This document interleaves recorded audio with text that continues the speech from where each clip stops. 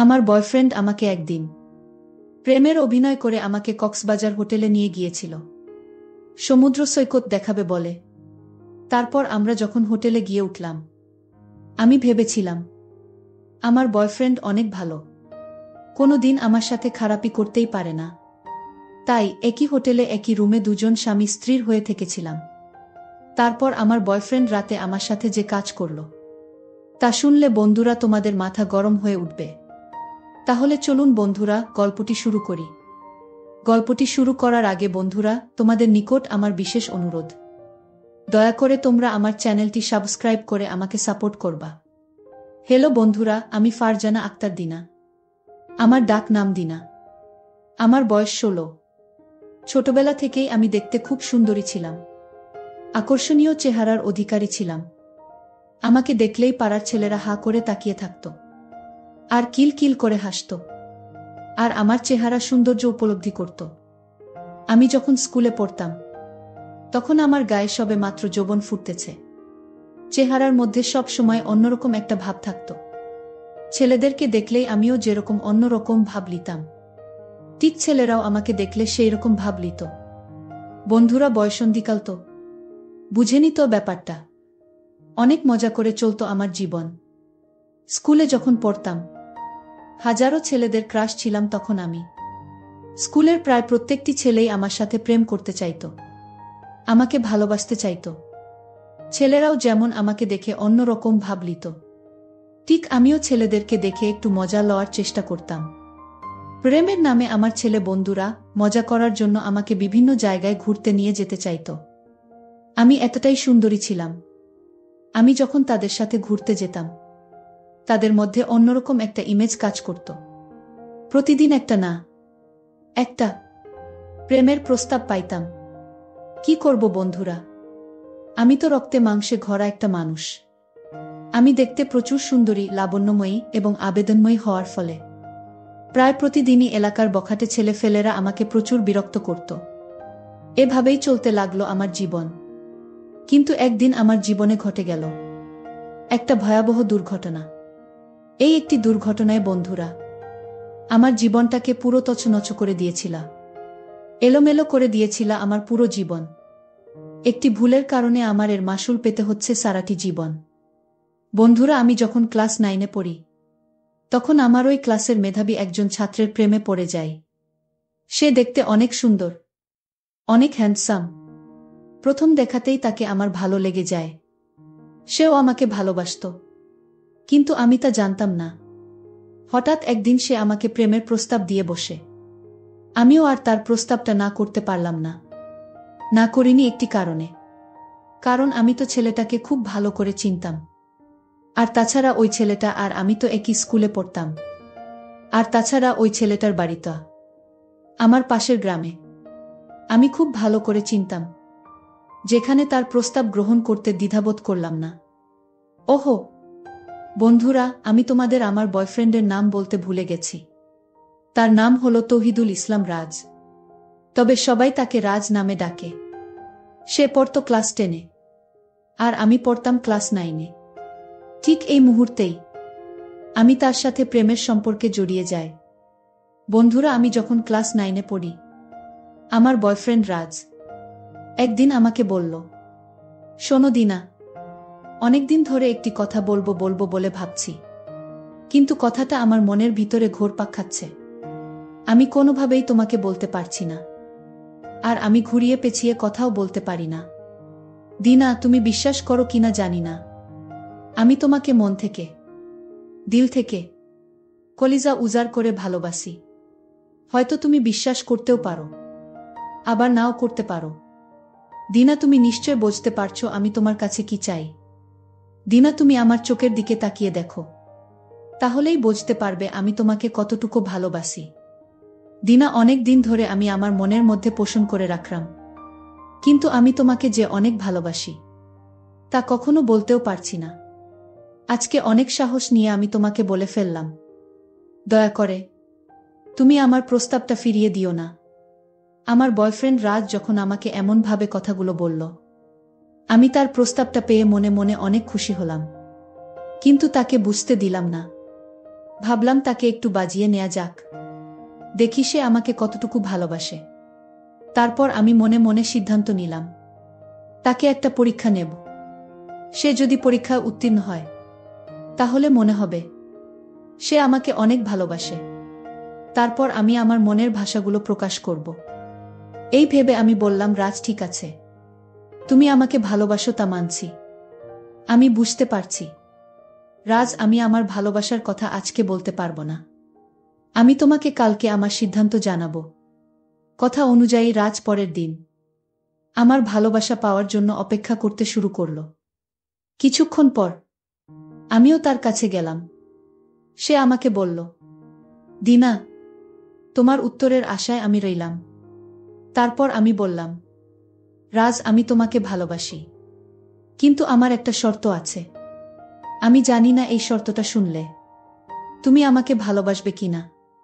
এই শর্তটা শোনার পরেও যদি তুমি আমাকে ভালোবাসো, তাহলে তোমাকে ভালোবাসতে আমার কোনো আপত্তি নাই। তারপর রাজ আমাকে বলল, দিনা, দেখো, আমি তোমাকে ভালোবাসি। তোমার জন্য আমি যে কোনো শর্ত পূরণ করতে রাজি। তোমার কি শর্ত, দিনা? প্লিজ আমাকে বলো। তারপর আমি বললাম, রাজ, তুমি তো আমাকে ভালোবাসো, আমার উপর দেখে, আমার রূপ যৌবন দেখে, কিন্তু আমার ভিতরে কি যন্ত্রণা তুমি তা জানো না। রাজ, রাজ, আমার মেয়েলি একটা বড় সমস্যা আছে, যে কারণেই আমি কখনো কারো সাথে ঘনিষ্ঠ হতে পারবো না। ডাক্তার দেখিয়েছিলাম অনেক আগে। ডাক্তার বলেছে, আমি যদি কখনো এরকম ধরনের কোনো কিছু করতে যাই, তাহলে আমার প্রাণ নাশের আশঙ্কা আছে। দেখো রাজ, আমার চেহারা, আমার সবকিছুই অনেক সুন্দর। আমি মানছি, আমার উপরের সুন্দরতা দেখে হয়তো তুমি আমার জন্য পাগল হয়ে গেছো, কিন্তু আমার এই সমস্যার কারণে আমি আজ পর্যন্ত কাউকে ভালোবাসতে রাজি পারিনি। যেসব ছেলেরা আমাকে প্রেমের প্রস্তাব দিত, তাদেরকে আমি আমার সত্য ঘটনাটা তুলে ধরতাম। তুলে ধরার পর তারা পিছপা হয়ে চলে যেত, আর সেজন্যই আমার কখনো কাউকে ভালোবাসার মতো সৌভাগ্য হয়নি। কিন্তু তোমার এই বিনম্র ভালোবাসার কাছে রাজ আমি হেরে গেলাম। তুমি যদি আমার এই শর্তটা মেনে নিতে পারো, অর্থাৎ আমাদের সম্পর্ক বা বিয়ের পরে কখনোই আমরা ঘনিষ্ঠতা হতে পারবো না, এই সম্পর্কটা যদি তুমি মেনে নিতে পারো, তাহলে তোমাকে ভালোবাসতে আমার কোনো আপত্তি নেই। আমার মুখ থেকে রাজ এইরকম ধরনের কথা শুনে কিছুক্ষণ চুপ করে রইল। তারপর সে জবাব দিতে শুরু করল। আমাকে বলতে লাগল, দিনা, আমি তোমাকে ভালোবেসেছি, তোমার মনকে, তোমার দেহকে নয়। সুতরাং তোমার সমস্ত শর্তই আমি মেনে নিতে রাজি। তুমি যদি না চাও, তোমার সাথে কখনোই আমি ঘনিষ্ঠ হওয়ার চেষ্টা করব না। রাজের তাৎক্ষণিক উত্তর শুনে আমি হতবাক হয়ে গেলাম। ভাবলাম, রাজ আমাকে এত ভালোবাসে। এর আগেও অবশ্যই আমি অনেক প্রেমের প্রস্তাব পেয়েছি, কিন্তু যখনই কোনো ছেলেকে আমি এরকম ধরনের সমস্যার কথা তুলে ধরেছি, তারা আস্তে আস্তে পাছ কাটিয়ে চলে গিয়েছিল। কিন্তু রাজ তার সিদ্ধান্ত থেকে এক পাউন্ড পিছপা হয়নি। এই প্রেক্ষিতেই বুঝতে পেরেছিলাম সে আমাকে সত্যিকার অর্থে ভালোবাসে, অর্থাৎ তার ভালোবাসার মধ্যে কোনো খাত নাই। তারপর থেকেই আমি ওকে আস্তে আস্তে ভালোবাসতে শুরু করলাম। শুরু হলো আমাদের ভালোবাসা। সময়টা ছিল অনেক রোমান্টিক। বেশ কিছুদিন আমাদের ভালোবাসা মন দেওয়া নেওয়ার চলল। মাঝে মধ্যে রাজ আর আমি বিভিন্ন জায়গায় বিনোদনের জন্য ঘুরতে যাইতাম, কিন্তু সে আমার দিকে মাঝে মধ্যে রোমান্টিক মুডে থাকত, কিন্তু আমার ভালোই লাগত। আমি তারপরও তাকে বুঝতে দেইনি আমি যে তাকে পরীক্ষা করেছিলাম বা পরীক্ষা করছি এখনো। একদিন আমি বাসায় বসে বসে টিভি দেখছিলাম। হঠাৎ করে টিভির মধ্যে কক্সবাজারে একটি সিন দেখতে পেলাম। খুব সুন্দর এবং রোমান্টিক লাগছিল আমার। কিন্তু দেখার পর আমি রাজকে শেয়ার করলাম, আজকে একটা জিনিস দেখলাম টিভির মধ্যে, খুব ভালো একটা স্পট। কক্সবাজার যে সত্যিকার অর্থে এত সুন্দর আগে কখনো দেখেনি এবং জানতামও না। আমার মুখে এরকম ধরনের প্রশংসা শুনে রাজ বলতে লাগলো, তুমি যদি চাও, তাহলে তোমাকে আমি কক্সবাজার ঘুরিয়ে দেখাতে পারি। যদি তুমি অনুমতি দাও, তাহলে আমি তোমাকে কক্সবাজার নিয়ে যেতে পারি। রাজের মুখ থেকে এরকম ধরনের কথা শুনে আমি খুব উল্লাসিত হয়ে গেলাম আর ভাবলাম, রাজ, তুমি কি সত্যি বলছো? আমাকে কক্সবাজার নিয়ে যাবে? আসলে কক্সবাজার যাওয়া কিন্তু আমার অনেক স্বপ্ন। তখন রাজ বলল, হ্যাঁ দিনা, আমি সত্যি বলছি। তুমি যদি চাও তাহলে তোমাকে আমি কালই কক্সবাজার নিয়ে যাব। আমি বললাম, সত্যি রাজ? রাজ বলল, হ্যাঁ সত্যি। আমি বললাম, তাহলে ঠিক আছে রাজ, তাহলে চলো আমরা একটা নির্দিষ্ট দিন ঠিক করে আমরা কক্সবাজার থেকে ঘুরে আসি। কিন্তু এখানে তো একটা সমস্যা আছে, কক্সবাজার গিয়ে আমরা থাকবো কোথায়? রাজ বলল, এ নিয়ে তুমি কোনো চিন্তা করো না, কক্সবাজার থাকার মতো অনেক জায়গা আছে, বিশেষ করে অনেক বড় বড় এবং ভিআইপি হোটেল আছে, সেখানে সব কিছু সুবিধা আছে, আমরা চাইলে সেখানে থাকতে পারি। আমি বললাম, রাজ, তারপরও তুমি আর আমি একসাথে একটি হোটেলে থাকব, আর তাছাড়া আমাদের তো এখনো বিয়ে হয়নি। রাজ বলল, তুমি কি আমাকে বিশ্বাস করো না? দিনা, তুমি আমার উপর সম্পূর্ণ বিশ্বাস রাখতে পারো, আমার কাছে তুমি 100% সুরক্ষিত থাকবে। রাজকে আমি অনেক বিশ্বাস করতাম, কারণ আমি তাকে বিভিন্নভাবে পরীক্ষা করেছিলাম, কিন্তু তার মধ্যে বাজে কোনোদিন আমি কোনো কিছু পাইনি, যে কারণেই আমি তার সাথে কক্সবাজার যেতে রাজি হয়েছিলাম। কক্সবাজার গিয়ে আমরা প্রথমত দুজন দুজনকে স্বামী স্ত্রী পরিচয় দিয়ে একটি হোটেলে উঠলাম, সেখানে আমরা সপ্তাহখানেক থাকব, যে কারণেই আমরা 1 সপ্তাহের জন্য হোটেলটি বুক করলাম।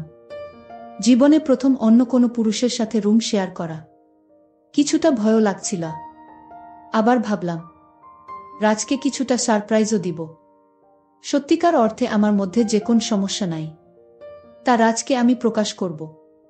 অবশ্যই আমার সারপ্রাইজ পেলে রাজও অনেক খুশি হয়ে যাবে। দুজন রুমে ঢুকে ফ্রেশ হয়ে গোসল করে নিলাম। একদম ফ্রেশ হয়ে দুজন বিশ্রামের জন্য প্রস্তুত হলাম এবং দুজন দুজনের চোখের উপর চোখ রেখে গল্প করতে শুরু করলাম।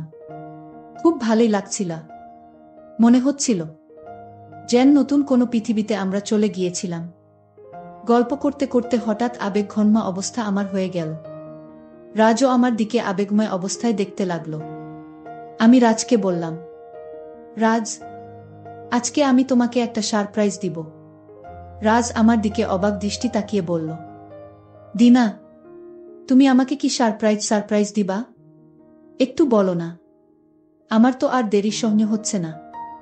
আমি বললাম, রাজ, তোমাকে যে আমি একটি গোপন সমস্যার কথা বলেছিলাম, মূলত সেটা ছিল আমার একটা নাটক। আমি তোমাকে এতদিন পরীক্ষা করলাম, এতদিন তোমাকে যাচাই করলাম, সত্যিকার অর্থে তুমি আমাকে অনেক ভালোবাসো কিনা। রাজ, আমি তোমাকে বেসিক্যালি যে একটা পরীক্ষা করলাম, সবগুলোতেই তুমি পাশ করেছ, তাই আজ তোমাকে আমি আমার জীবনের শ্রেষ্ঠ সম্পদ তোমার হাতে তুলে দিব। আমার কথা শুনে রাজ আরও বেশি অবাক দৃষ্টিতে আমার দিকে তাকিয়ে রইল আর মুচকি মুচকি হাসতে শুরু করল। আমি বললাম, রাজ, এবার খুশি তো? রাজ বলল, সেটা তোমার ইচ্ছা, আমি তোমাকে বলেছিলাম না, আমি তোমাকে কখনো তোমার ইচ্ছার বিরুদ্ধে কাজ করব না, আর তুমি না চাইলে তোমার সাথে আমি কখনো ঘনিষ্ঠতা হব না, আমি আমার কথা রাখার চেষ্টা করব। তখন আমি বললাম, রাজ, সেটা ছিল আমার তোমাকে পরীক্ষা, কিন্তু তুমি তো পরীক্ষায় পাশ করেছ, এবার তুমি আমার সাথে তোমার ইচ্ছা পূরণ করতে পারো। আমি তো তোমাকে উন্মুক্ত করে দিয়েছি রাজ, তুমি চাইলেই আমার সাথে সবকিছু করতে পারো। আমার কথা শুনে মনে হলো রাজ মনে মনে অনেক খুশি। দুটি তাজা প্রাণ মনে মনে এবং দেহের মধ্যে টকবক শুরু হলো। মূলত দুইটি তাজা প্রাণ একসাথে, তাও আবার রোমান্টিক মুহূর্তে, আবার নির্জন মুহূর্তে, যেখানে কেউ নেই। আর এইরকম নির্জন মুহূর্তে একজন আরেকজনকে পাওয়ার জন্য মানুষ পাগল হয়ে যায়। ঠিক সেই মুহূর্তটাও আমার আর রাজের মধ্যে এসে পড়ল। রাজ আমার অনুমতি পেয়ে কিছুক্ষণ পরেই আমি অনুভব করলাম রাজ ভিন্ন কিছুর জন্য প্রস্তুতি নিচ্ছে।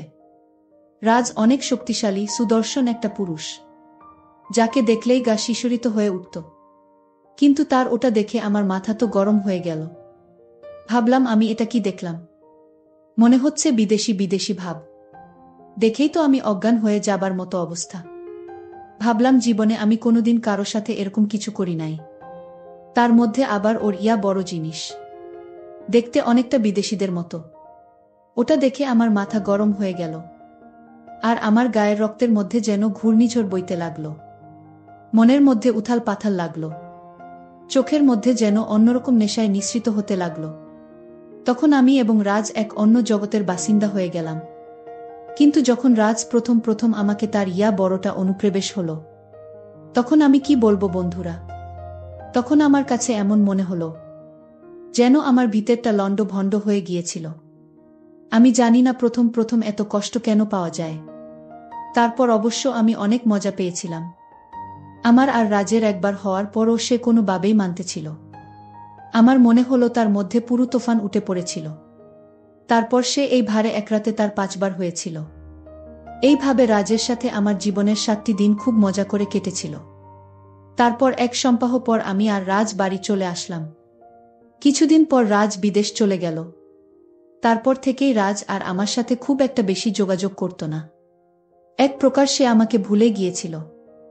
আমার সবকিছু লুটে নেওয়ার পরেও সে আমাকে কিভাবে ভুলে গেল, বিষয়টি নিয়ে চিন্তা করতে করতে আমার মাথা খারাপ হয়ে যায়। তার সাথে আমার বর্তমানে কোনো প্রকার যোগাযোগ নেই। একবারে সম্পূর্ণ বিচ্ছিন্ন। আমার জীবন, যৌবন, পড়ালেখা সবকিছু হারালাম তার জন্য। বন্ধুরা, এই ঘটনাটি আমার জীবনের সবচেয়ে বড় একটা ভুল, যার মাসুল আমাকে সারা জীবন পেতে হবে। পরিশেষে বন্ধুরা, আমি তোমাদেরকে বলবো, তোমাদের জীবনে হয়তো আমার মতো এরকম ধরনের ঘটনা ঘটতে পারে, কিন্তু আমার মতো করে কাউকে বিশ্বাস করবে না। বিশ্বাস করলে শুধু বাহ্যিক দিক থেকে বিশ্বাস করতে পারো, কিন্তু ভেতর থেকে কখন বিশ্বাস করবে না। তাহলে আমার মতো সারাটা জীবন পশ্চাতে হবে। বন্ধুরা, আজকে এই পর্যন্তই। আবারও আসবো তোমাদের মধ্যে নতুন কোনো ভিডিও নিয়ে। ভিডিওটি যদি তোমাদের ভালো লাগে তাহলে একটি লাইক দাও। প্রতিদিন আমি তোমাদেরকে একটা করে নতুন গল্প উপহার দিব। তাই তোমাদেরকে অনুরোধ করে বলছি, তোমরা যদি এই রকম ধরনের ইন্টারেস্টিং গল্প পেতে চাও তাহলে দয়া করে আমার চ্যানেলটি সাবস্ক্রাইব করো। পরিশেষে তোমাদের সকলের সুস্বাস্থ্য কামনা করি। ভিডিওটি দেখার জন্য তোমাদের সকলকে অসংখ্য ধন্যবাদ।